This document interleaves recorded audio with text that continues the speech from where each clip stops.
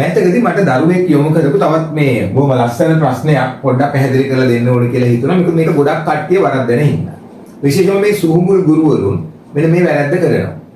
ඒ දරුවන් ඉගෙනගත්ත ගුරුවරයෙක් එකක් ගෙනලා තමයි මට පෙන්නන්නේ සර් මෙන්න මෙහෙම අපිට ඉගෙනුවා. මෙන්න මේක කොහොමද මේකේ තියෙන න්‍යායාත්මක කාරණේ කියන්නේ. මෙන්න මේ නිෂ්පාදන හැකියාව මායිම් වක්‍රය සම්බන්ධ කතාවේදී ඊට පැහැදිලිව න්‍යාය කියන්නේ නිෂ්පාදන හැකියාව මායිම් වක්‍රයට ඇතුළතින් පවතින ලක්ෂයක් නිෂ්පාදනය කරන අවස්ථාවකදී ආවස්තික පිරිවැයක් ඇති වෙන්නේ නැහැ කියන. දැන් සමහර ගුරුවරු මෙන්න මෙහෙම දේවල් කරනවා. අර තමන් අර උඟක් දන්නවා වගේ පෙන්නන්නේ. දැන් මේ වගේ ලක්ෂයක් හොඳට බලා ගන්න. මේක මෙන්න මේ විදිහට නිෂ්පාදන ලක්ෂය. ඒතකොට දැන් මේ ගුරුතුමා කරලා දෙන දේ මම මේ කියන්නේ. දැන් එයා කියනවා මෙන්න මෙහෙම. දැන් මේ ලක්ෂයේ ඉඳන් මේ ලක්ෂයට නිෂ්පාදනය වැඩි කරනකොට තිරිඟු නිෂ්පාදනය වැඩි වෙනවා. අපිට ඕන නම් මේක මෙහෙම යා කරලා බලන්න පුළුවන්. තිරිඟු නිෂ්පාදනය වැඩි වෙනවා. රෙදි නිෂ්පාදනය අඩු වෙලා නැහැ. එතකොට පැහැදිලිව ආවස්තික පිරිවැයක් නැහැ. ඊළඟට මෙතන ඉඳන් මෙතනට යනකොට මේ පැත්තට යනකොට රෙදි නිෂ්පාදනය වැඩි වෙලා තියෙනවා. තිරිඟු නිෂ්පාදනය අඩු වෙලා නැහැ.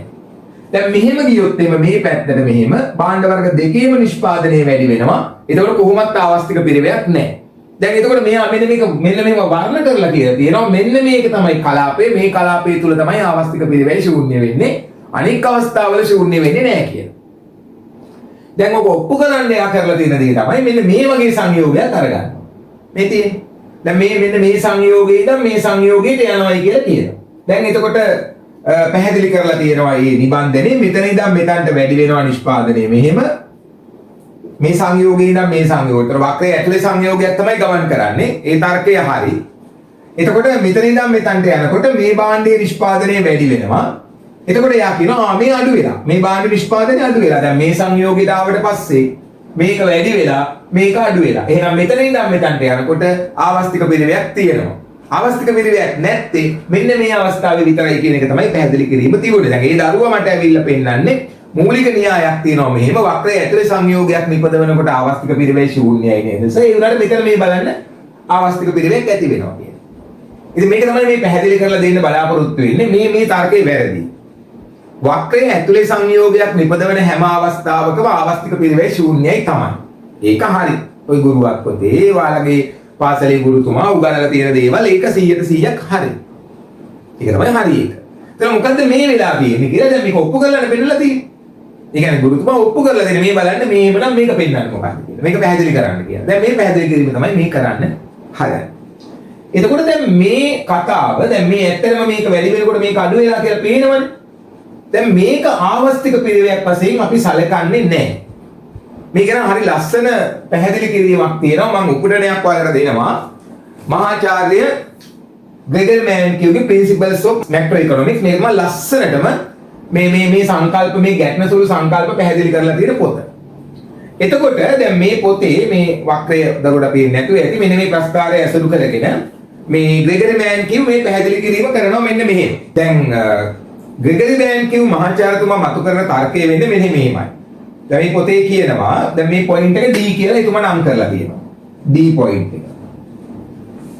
If the economy is at point D, it is production inefficient because the economy is producing inside the production possibilities frontier. The opportunity cost of producing more of one good is zero because the economy does not have to give up any of the other goods.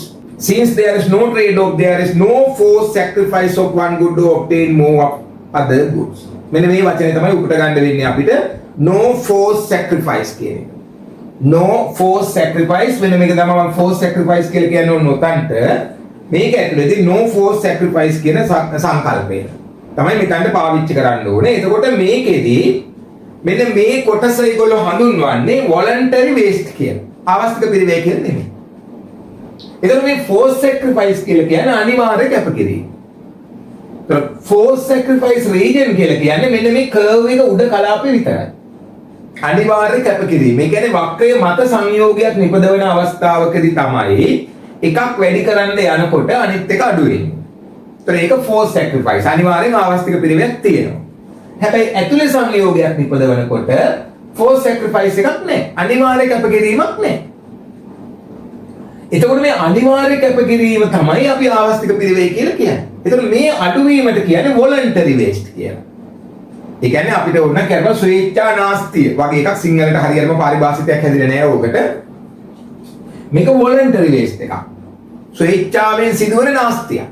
මොකද මේක මේ ඇතුලේ මේ කරලා තියෙන්නේ මෙයා වැරදි වැඩක්. මේ තීරණේ ආර්ථික විද්‍යාත්මක ආකාරයක්ෂමයි. ඇයි අපි එහෙම කියන්නේ? මේ බලන්න. ඇයි මේකට forced sacrifice එකක් වෙන්නේ නැත්තේ? ඒ කියන්නේ අනිවාර්ය කැපකිරීමක් වෙන්නේ නැත්තේ. දැන් මේ අඩුවීම තියෙනවනේ. මේ අඩුවීම අනිවාර්ය කැපකිරීමක් වෙන්නේ නැත්තේ ඇයි? හරි. දැන් ඔන්න බලාගන්න. මෙන්න මේ තමයි දැන් තියෙන සංයෝගය D. දැන් මෙයාට ඕනේ මේ භාණ්ඩේ මෙතනට වැඩි කරන්න.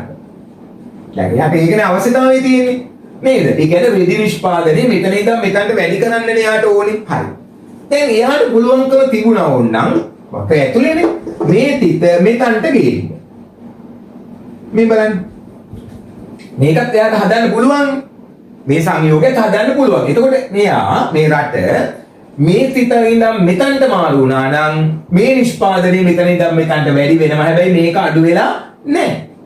ඒ කියන්නේ මේක අඩු කරන්නේ නැතුව මේක වැඩි කරන්න පුළුවන්. එහෙම කරන්න පුළුවන්කම තියෙද්දී එයා මොකද කරලා තියෙන්නේ? මෙතන ඉඳන් මෙතනට ගිහිල්ලා. මෙතන ඉඳන් මෙතනට ගියාට පස්සේ මේක හරි මේක මෙතනට වැඩි වෙනවා. ඇයි මෙතනට ගියේ? දැන් මේ සංයෝගය හදන්න පුළුවන්කම තියෙද්දී මේ සංයෝගෙට ගියේ ඇයි? එහෙනම් මෙතන ඉඳන් මෙතනට ගියා නම් මේක අනිවාර්ය කැපකිරීමක් කියලා කියන්න බෑ. ඒ කියන්නේ එයා කරන්න ඕන දෙයක් නෙමෙයි කරලා තියෙන. අනිවාර්යෙන් ඔයා කැප කරන්න ඕනේ කියලා එකක් නැහැ. මොකද එයාට මේ සංයෝගය හදන්න පුළුවන්කම තිබුණා. ඉතින් හදන්න පුළුවන්කම තියෙද්දි එයා මේ සංයෝගය හදන්න තීරණය කරනවා. එතකොට ඒක අනිවාර්ය කැපකිරීමක් නෙමෙයි. හරිනේ. එයාට කැප කරන්නේ නැතුව ඒ දේ කරන්න තිබුණා. දැන් ඔයාලට තේරෙනවනේ මොනවා හරි දෙයක් ඔයාලා කැපකිරීමක් නොකර කරන්න තිබුණා. හැබැයි ඉතින් ඔයාලා කැපකිරීමක් කරනවා. එතකොට ඒක අනිවාර්ය කැපකිරීමක් නෙමෙයි. ඒ ඔයාලා වෙන හේතුවක් නිසා ඒක කරන්නේ නැති. වෙන හේතුවක් නිසා මොකක් හරි හේතුවක් නිසා ඒක කරපුවාම ඒක ආවස්තික පිළිවෙයක් කියලා කියන්නේ නැහැ. ප්‍රායෝගික උදාහරණ ජීවිතේ ඕන තරම් දාලා කතා කරන්න. මොකද මම ප්‍රායෝගික උදාහරණ ගන්න කැමති නෑ මේ ආර්ථික විද්‍යාත්මක සිද්ධාන්ත වලට. මේවා සිද්ධාන්තනේ මේවා තියරිනේ. තියරි වලට අපිට ඕන දේවල් දාලා උදාහරණ පැහැදිලි කරන්න ගියපුවම සමහර විට තියරි එක නෙමෙයි පැහැදිලි වෙන්නේ වෙන දෙයක්.